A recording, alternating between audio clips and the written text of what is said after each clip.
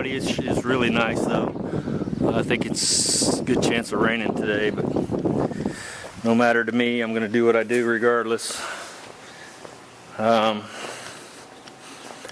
So last time I was out here, you can see I got this stripped all the way down to bare metal. I still need to flip it over and scuff the inside with 180. Get this light on. Oh, I didn't turn the other lights on either. Hang with me for a sec. I changed some of the parameters on this camera, so I'm not sure how it's going to turn out.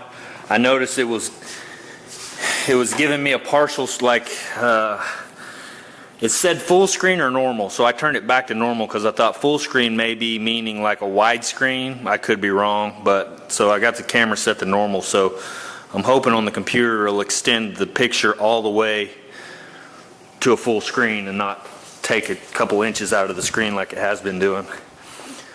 And I also figured out how to focus in on a particular thing, which is great. Like when I was doing that, the whole time I was doing that, it was showing this really clear, but it was blurred that out. Well, that's what I was wanting you guys to see, because that's what I was doing at the time. So I figured out there's a setting that I can basically focus on that and blur the background out. So hopefully I can figure that out to get it to work. I mean, I've actually done it once, so I'm hoping I can repeat it. Anyway, so now I'm just blabbing. So anyway, yeah, here's this. And it's pretty well down to bare steel. I've got a little bit more areas like that need to be, you know, taken down. And you can see again where I said, you know, that's not a perfectly straight panel, or it wouldn't have that black in there, you know, so that's why you're gonna need some stuff. But anyway, yeah, I like it.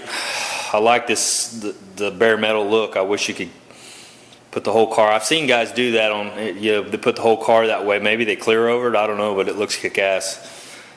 But anyway, so today I'm going to go ahead and flip that over, clean it up real good, and probably get it ready for epoxy. So I'll epoxy that today. That's my plan. Also, I got a stud kit in. These little studs here, I got a stud kit, and I've never used one before, but I think I just drill a hole. They're basically like little screws. So I drill a hole and then I just screw it in where it needs to be. So I'll measure this distance out however far and put this screw back in here. So that's just something else I'll do today. So I'll bring you back. See you. Hey guys. So there it is. And here, let me try something real quick. I gotta set it before. Well, maybe that's coming in now. Anyway, what that is here, just let me show you these little guys here, and it comes with all the clips and it comes with all these little screws, and they're exactly the same size as the original ones. Now as I was looking at this, I measured these out. Well, they're not in the same place.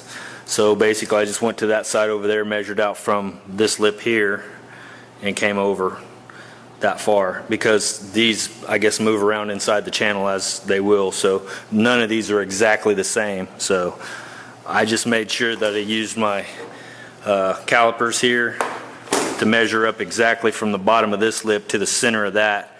Then I basically popped it and drilled it, and so looks like it works fine. Worked great. It's got the little here, let me do something real quick. I'll bring you back. Alright, so now you can see that's basically a Phillips head screw, and it's the exact same size as these screws here. And now that I moved it, it probably won't focus, but yeah, basically that's it. Alright, I can't back this out once it's focused in like that, so alright, but anyway, if anybody has any more questions about that, where I got these or how they work or whatever, holler at me in the comments and I'll do my best to answer it. But yeah, it's pretty easy. You pop a hole and you you run that sucker in there. So that's what I did.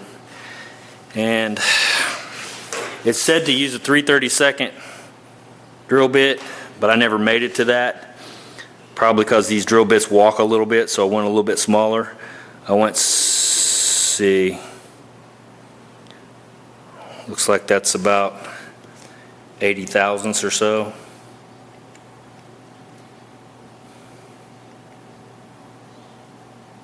.77. Anyway, all right guys, see ya.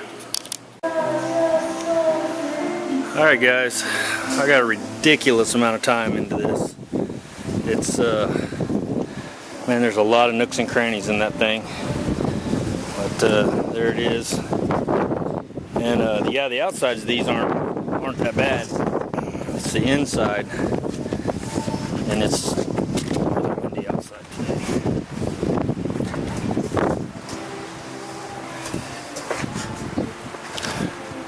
So yeah, all the nooks and crannies with 180, and then went back over it with the red Scotch Brite in the areas I couldn't get to with 180.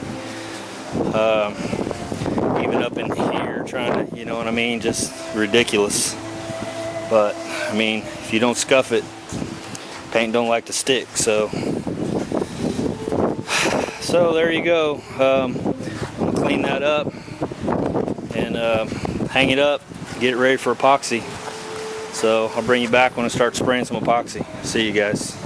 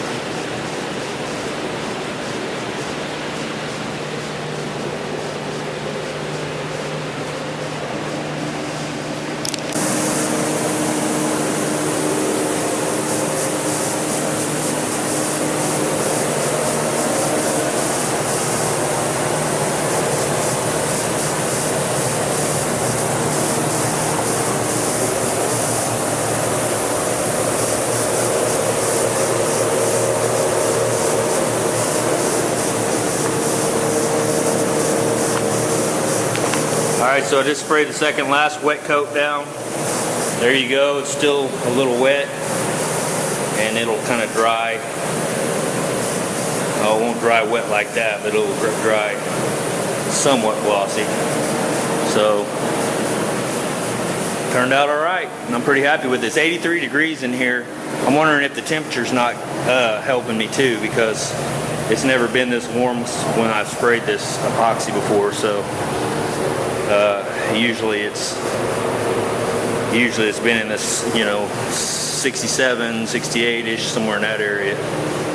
So, alright guys, that's going to be it for this. I'm going to let this sit up, and I got to work tomorrow, so we'll probably start laying some filler on this.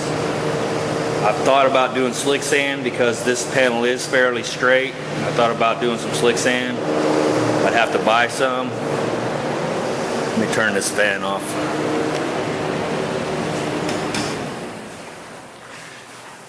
So anyway, yeah, I'd have to go get some slick sand,